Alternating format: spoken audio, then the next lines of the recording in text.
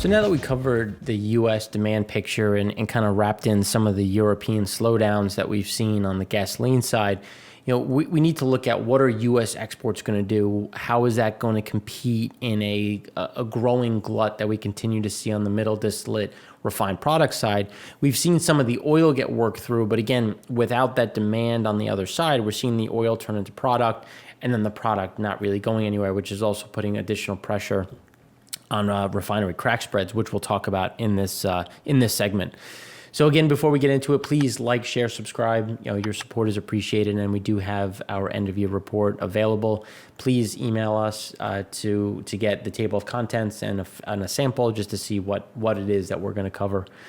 So when we look at what we've seen so far, as we were trying to highlight last week, we expected to see a little bit of essentially flattish moves in a lot of the gasoline distillate side.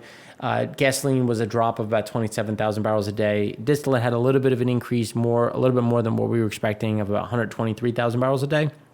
But again, this also could be a push to get stuff through the system ahead of people taking the vacation this week. So we will see some of this get reduced. It'll just be a matter of timing. LPG had a nice little increase of 145,000 barrels. We're back at about 1.5 million barrels a day. Again, this is something that we're going to continue to see stay strong as we did have a new record set coming from the new facility. And then when we look at crude oil exports, we had an increase of 472,000 barrels a day, crossing back to about 3.1 million. We were expecting to be at about 2.8. Again, this is more a move because we did get an increase from Alaska Northern Slope. We did get a few additional cargoes that pushed out a little bit early. And this is more of a timing issue in terms of where we're going for Christmas. So this will drop back down. But we don't expect to get back to a 2.6, but hold that 2.7, 2.8. And it's really being supported based on some of the flows that we're seeing at this point. So as we look ahead, right now, what have we seen? 4 South Korean refiners have bought about 8 million barrels of crude for March arrival. So it's just as we're starting to see some of the support. Right now, what we're seeing overall is a pretty stable purchase November into December, going into Asia, which is about 916,000 barrels a day. And the one place that we did see a little bit of a gain is into Europe, on flow into Europe. But again, not it's still down year over year, but it's just increasing a bit month over month. The bigger issue that we're seeing overall when we're looking at distillate specifically, European imports of oil products from the Middle East are set to gain again in December. And just based on what's being purchased, the trajectory is that January we're going to continue to see some follow through, not only into the end of December but also into January. So we will see an additional move. So far we have about 23 tankers that have about 1.8 million tons, which is mostly middle distillate. Again, as we see that middle distillate moving around trying to find a home. And they're expected to arrive in Europe, Middle East, again, this month into next. And as we continue to see this move and the rebound is going to continue. Now, BP, they were forced to shut an FCC at Rotterdam. Again, this is something that's temporary just because it tripped. That'll come back. But it's just showing how there's continuing flow issues. There's demand problems. And now with the UK, in the new strain, I'm sure everyone has heard about the new COVID strain. Right now the tests are being done to see if the current vaccine covers it. So far, we have some good news that it looks like it does. But again, everyone's trying to mitigate that spread into other regions. So we've had a renewed lockdown specifically in Europe. And it's something that's reverberating out just because the new strain has been picked up in several other countries, again, causing some of that fear, which is that consumer behavior shifting and going to reduce that demand, which will result in more builds, not only in just the U.S., but also in Europe and the Middle East. And when we look at, just highlighting where we sit, the gasoline exports still remain over the 9-year average. We thought it was going to come down a little bit, just following the trajectory in terms of where it normally goes. And you can see that we typically start to see an increase in exports as we head through the end of the year. And just given some of the recoveries we've seen in Latin America, there's nothing to say that we're not going to follow the same trend. It won't be as severe. It'll be the similar slope, and as we'll close out the year fairly strong on the gasoline side. And the pressure is going to come of, okay, well, if typically we normally have Europe shipping gasoline into the East Coast, but as the East Coast remains well supplied, what does that mean for, they're displacing some of their cargoes and heading into not only West Africa, but Latin America, which will keep some pressure on gasoline exports. It's not something that's going to push us below that 9-year average. It's just more along the lines of keeping us, fairly stable. And as you can see, obviously, taking out that huge drop in April, it's something where we're going to maintain above the average, but kind of hold where you see that orange line is at the beginning of January. We think it's going to essentially resemble that pretty closely on those ebbs and flows. But when we look at distillate, you can see that there was a nice spike, just coming just shy of that 9-year average. It's something where now we normally have a little bit of an increase. Obviously, this is an extended one, and we'll have a little bit of a drop. Where this is going to be the mirror image of what gasoline was, where instead of being at the top end of that 9-month range as we were in January, we think we're going to be at the bottom of that range and still ebb and flow back and forth. It'll just be the pressure is going to remain there, just because a lot of this product, if it doesn't go into Latin America, which it sometimes can compete, but as we've seen some slowdowns in industrial activity and an increase in refinery throughput, again, this is going to be pushed into Europe. But with additional flows coming from the Middle East, a little bit from Asia, again, that's going to put pressure on us, which is going to keep us below that line as we head into not only the end of the year, but also to kick off next year. Then when we look at crude oil exports, this is looking at where we sit. So we're still off the highs that we've seen previously.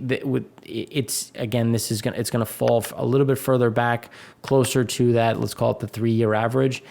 But it'll still stay between that 2.7 to 2.8. And just to give some color, as we were talking about before, Europe's crude imports for the U.S. are going to rise to that 3-month high. But again, it's still at about, it's still below 1 million. It's closer to what we're seeing right now of about 850,000 to 870,000 barrels a day. And then as we've talked about with what we're seeing into Asia, it's about, again, 960 to 1 million barrels. And we've seen that support coming through with the new South Korean purchase. So far, we have about 25 tankers carrying about 15.8 million barrels arrived in Europe so far in December after loading in the U.S. So right now at this rate, with a little bit of a pickup, instead of being at that 850 to 870 as we started a little bit slower, then it started to accelerate. We'll probably average out at about 912,000 barrels a day as we head through the end of December, which is good for the U.S. getting some of that cargo, those cargoes out. But it's not something that we think is going to continue into Europe. Europe is going to be the one that's going to struggle, just because we did have West African crude going in. We do have an increase in loadings coming from Norway. And then we do have the Libyan flow that remains elevated at about 1.1 million barrels a day of exports.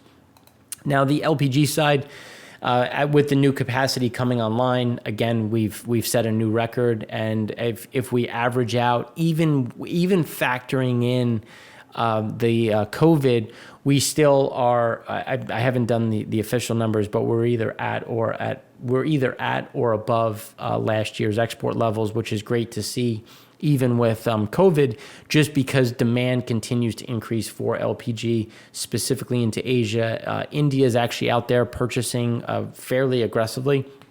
Typically, this market doesn't trade too much past 6 months out, and we're already seeing India out there bidding for Q1 and Q2 deliveries, just because they're concerned about getting enough volume from areas within not only the Middle East, where they get a decent size of their flow, but also, in terms of getting some of the timing, because we have seen backlogs at the canals. So this might have to take the long way. So a matter of timing of how do we get that into market. We do have the new facility, which is clicking on all cylinders.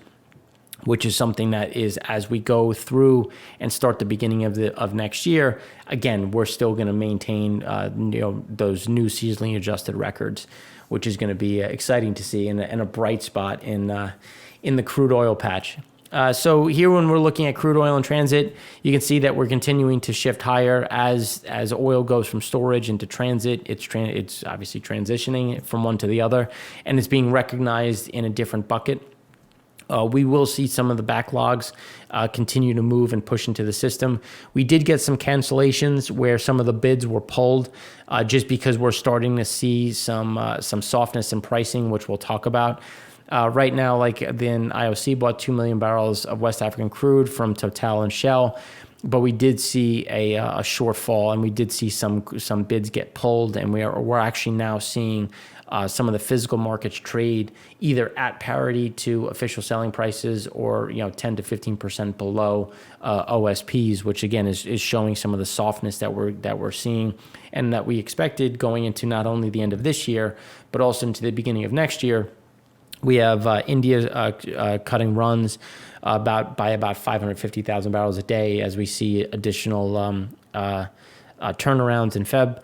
And again, as we see Lunar New Year, this is going to create some of that disconnect that we were talking about. But again, the crude is moving into position as guys were trying to run ahead of what was expected to come at the end of December and into not only just January, but also February. So crude oil on the water remains flattish. It's essentially flat going back over the last couple of months. You can see that now we're right at the 2017 levels. We normally see those increases, which just based on what we're seeing on exports. Urals are now at a 9-month high for exports in Jan. So again, we're going to continue to see those movements accelerate not only into December, but also into January, as we do have the increase of 500,000 barrels a day in the OPEC agreement. And then Russia's already saying that they want to increase again in February. Again, that could be positioning, see how the market handles it. We're up we're up a full dollar. Brent is back above 50. We're now at 51.20. This will help support why they think that we should bring this back. And you can see just based on what they're producing, what their exports look like, they're positioned to see that increase continue through Feb. Now, when we look at floating oil in storage, this is looking at total floating oil in storage. You can see that we're starting to see we're back now when we look at it through 2016 numbers, which is a positive in terms of some of that crude oil and floating storage. We're seeing some of that normalcy. And remember, 2016 was when we saw a big surge in Middle Eastern storage. And this is what that driving force was not Asia, but the Middle East. Now, the biggest driver here was Asia. And again, seeing some of that normalcy. Now, we think that you'll start to see that flatten out a little bit just as we head into year end. And a lot of the crude that is in transit now goes into storage and waits to get offloaded. So here are some highlights. The Bloomberg brief assembled some of this, which I think is important. As we talked about the last 2 weeks, we saw we kept talking about how we were seeing a slowdown in realized prices and what we were seeing in the physical market. So right now, Iraq State oil market. So SOMO sold 1 million barrels of Basra Light for end of January loading at about parity compared with cargo sold earlier this month at a premium of 20 to 29 cents. Again, seeing that premium come down. Iraq is now selling at parity instead of the premium. Russian Urals are now trading about $1.25 a barrel less than dated Brent, which is the lowest price since mid-April. Again, showing some of the pressure that we continue to see in the physical market. And this is coming now. It's trading at down $1.25, and they're increasing exports for January. Just to give you an idea of the pressure that we think is going to remain. And then when we look at Angolan grades. So far, they've paired gains so far this month. So they rose to about a dollar premium for January shipments compared to December, but that's actually come back, and now they're trading at parity, which again is just showing some of the slowdowns that we've been talking about, which is what we think is going to appear in the floating market.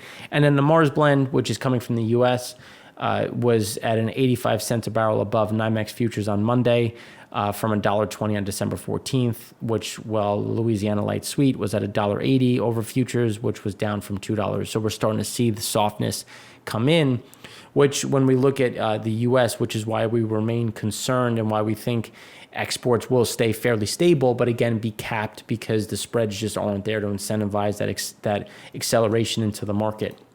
And when we look at, this isn't fully updated for January, just to kind of put some color around it. So just based on what we're seeing in Russia, Russia should be above 3.1 million barrels a day on the export market. You see Norway at about 1.7.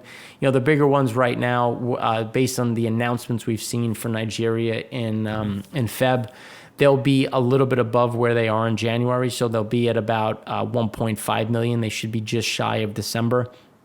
Angola's going to be just below about 1.1, which is a nice little cut. Again, it's also one of the reasons why they're also cutting is because they saw a big slowdown in their purchases going from their physical market. Everything started white hot the first 7 days of December, and then it immediately took a U-turn.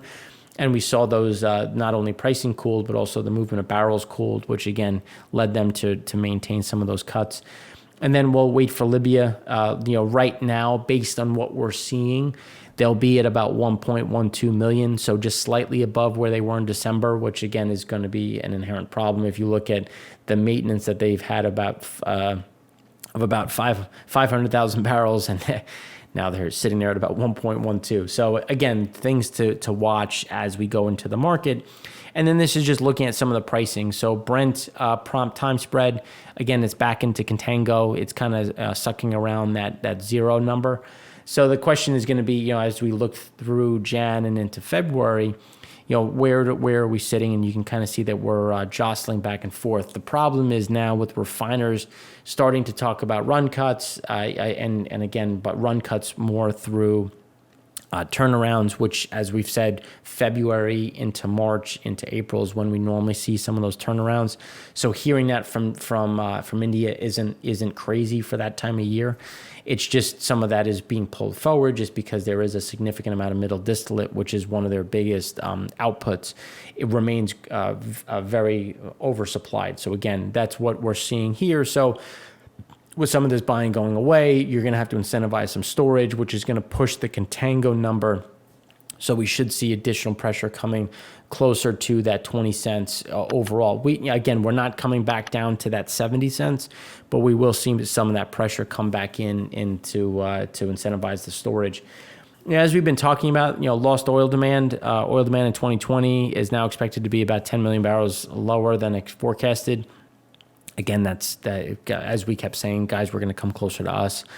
And this is just kind of showing where that's really starting to look at. Our difference versus others is we think this is maintained through a large portion of Q1. And that's January into February. March, we should start to see some of that turn just as we go into spring. That's normally when we start to see a little bit of a pickup. So it's not crazy to see some of these adjustments. But again, you can see that we got there. And as we were saying, it wasn't that we were going to stay down.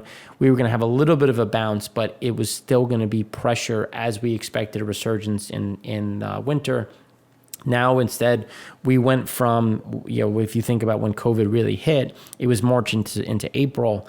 And now we're going to have this all through the winter, which, again, is going to keep us, I think, fairly capped as we head into January and February.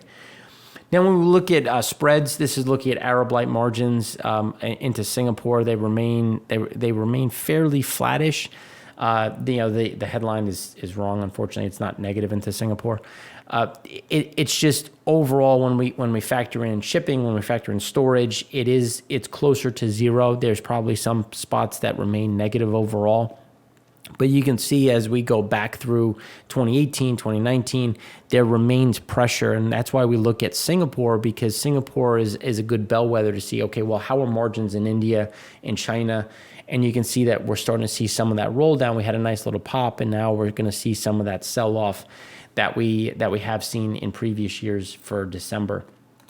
Now, when we look at and pull back a little bit and look at Singapore, Dubai, hydrocracking refinery margins on an aggregate, looking at all different crude slates, you can see that it's only positive by it's only positive 62 cents. So again, once you factor in shipping, storage, insurance, all these other components, it is negative. And you can see that we're just tracking with 2019, where we are normally at about, at the lowest level, which was in 2018, we were about $3.20. So about 200, about 290 lower, which again is just putting that pressure into the market as we look into the new year. And you can see that typically, we kind of hang around that $3 range, and we're just not going to get there. And it's just speaking to the oversupply that we continue to see throughout the market. Now, Fujairah data, the oil product inventory dropped 4%. It led by middle distillates, which isn't surprising. Again, as we talked about, the increase in flow from the Middle East into Europe, and this is where some of this would come from. So the total stood at 23.7 million barrels, a drop of about 900,000 barrels, which is still elevated for this seasonal time period. So that's the aggregate. Middle distillate was the biggest driver with a 9.5% drop to about 5.5 million barrels. Light distillate declined 2.8% to about 7.1 million barrels. And heavy distillate only declined 1.9% to 11.1 million barrels. Again, still have that glut, and it's just we're not seeing anything to adjust that, given how we do have refiners in India still operating at anywhere from 95 to 100%. China still remains active on the teapot level, maintaining about 75% throughput, where some of the state-owned still remain fairly capped at about, on average 74 to 75%, which is down about 5% year over year. So when we look at what's going to happen next, we have to look at in Iraq, and here you can see that again they really took a nosedive on just the economy overall and what's happening on the OPEC side. So when we talk about countries that are struggling, this is just an example, which is why we continue to say they are going to be the ones to cheat, because if you can't get price, you're going to try to get volume, and this is them trying to get the volume. They've devalued their currency. They've tried to adjust it, again, because they just don't have enough reserves, which is why they did the deal with China to try to pull forward those $2 billion, because they're just trying to get to the other side. So right now, when we're thinking about volume, just to put it into perspective, Iraq picked up the pace of oil sales first half of December in terms of where they are in comparison to the OPEC agreement. They're going to be above where they're supposed to be. Exports increased 9% to about 3.41 million barrels a day first half of December. Based on what we're seeing, that has continued. And that then when that's compared to about 3.1 through all of November, which is just giving some indications of where we think this is going to be. And to put it into perspective, so October, their exports were tracking about 2.9. November was about 2.7. And here you can see that right now, once you factor in everything, they're hit about 3 million barrels a day. We think it'll be above that 3 million. And remember, the target is 2.8. So again, they're still over their allotment. Now, the allotment changes in January. So if you can say that they're just looking at this, we're just going to increase, essentially what we're supposed to do in January, we're going to do in December. And we keep talking about nobody's going to do their makeup cuts. Iraq, just based on what we talked about, the economy, the devaluation of their currency, they just don't have the means to cut and make those adjustments. So here, when we look at crude oil and floating storage, obviously we're still over the previous year, but we're still down week over week. So the amount of crude oil held fell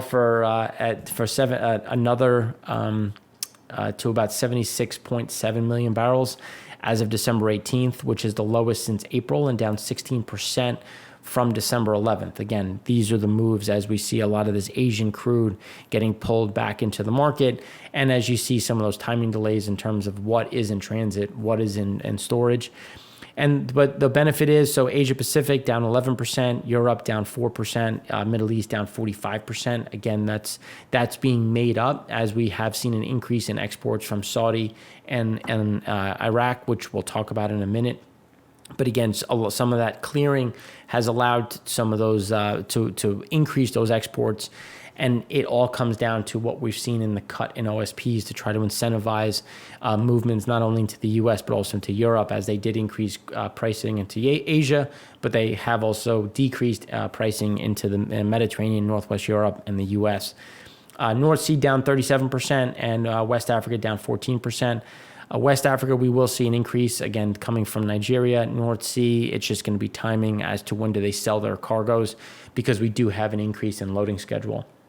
So just putting it into context, so China crude imports, based on what we're seeing on supertankers, up a little bit at 89. Again, just based on what we're seeing, we typically start to see a big increase into year end as the final purchases are made ahead of Lunar New Year. Just because if you think about timing, this is really the last point in which you can purchase to take those deliveries in February. Just given on when they actually show up, that's typically that 4 to 6 week, could be up to 10-week lag time. So that's where we're starting to see some of those turns. Asia floating storage, here we are. So, we've seen the declines. We just think that they're going to start to flatten out as some of these new cargoes show up. Japan has slowed, South Korea has slowed. India is starting to ramp down a little bit, and China is the one that's, again, going to see some of those additional slowdowns as well. So just to give some context, Asian demand for oil products like diesel and gasoline, again, strong rebound off of April, but there's still a large glut in fuel stockpiles that we keep talking about that they have to work through. So total product inventories in the east of the Suez region, so if we're thinking east of the Suez Canal, are the highest level since late June. Again, this is speaking to not only the economic slowdown that we keep highlighting, but also just the level of throughput and the slowdown in demand, which means that refiners are going to have to cut runs, which is going to weigh on oil demand heading into January and February. So then when we look at the recovery overall, again, that's when we talk about how it's already started to seize up in South Korea and Japan. And then when we think about India, so India run rates are set for that sharp drop in the second quarter of 2021. Again, thinking about where they sit overall. And it's because they're going to get a pretty big maintenance season, and it's really being due to the glut that they have in diesel, which is why we continue to see some of these movements. And an estimated about 455,000 barrels a day of CDU capacity will be taking offline between February and May. So just think about the amount of downtime February, through May, which is just trying to work through some of that glut as we've seen it build in Singapore, or I should say at least remain elevated in Singapore. Same with the U.S., same with Europe, which again is just going to essentially cap some of that demand as we head into the new year. North Sea, right around the average. This is something that we think is going to move back to that high of about 5 million. But again, it's just going to be timing. Nothing to say. We're not going to see this surge back to this 15. But again, as the North Sea starts to see some increase, Conoco announced a big discovery in Norway. Again, just looking at just some of these new prolific fields that continue to be found and/or expanded, and just given the amount of infrastructure already in place, the speed to market is accelerated. Where offshore is typically a long lead time, 5, 8, 10 years, but with the amount of infrastructure already in place, that is shortened to anywhere from 2 to 5 years, given the amount of pipe that has to be laid and the approvals that have to go through.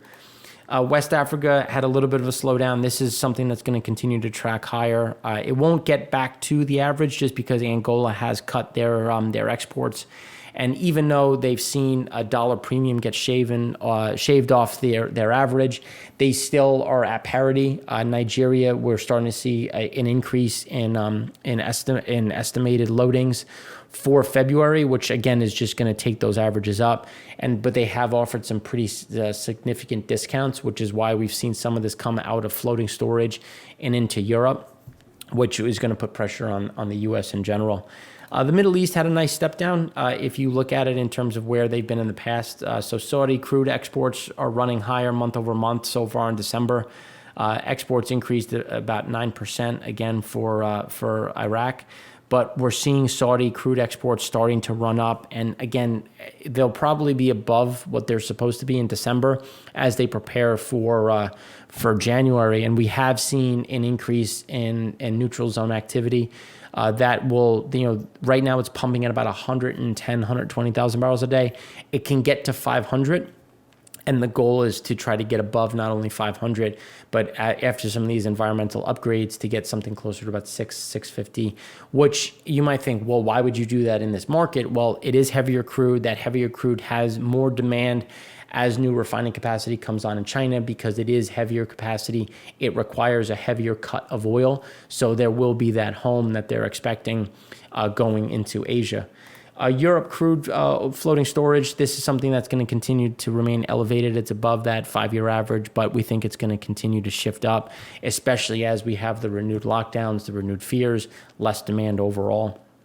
And then as we turn to Europe demand, or I should say storage, here you can see gasoline. This was last week. This gets updated tomorrow. But you can see that on the gasoline level, they still remain at all-time highs on a seasonal level. And they're actually pushing towards new all-time highs if we factor in even the seasonality and even some of the spikes that we had at the beginning, or I should say the middle of this year in July and August. The exports to the U.S. should start to accelerate, or at least not to the U.S., but into the market in general. But the one to watch is gas oil. So when we look at gas oil, we're starting to see those increases well above the seasonal norm, where typically seasonally they start to trend down.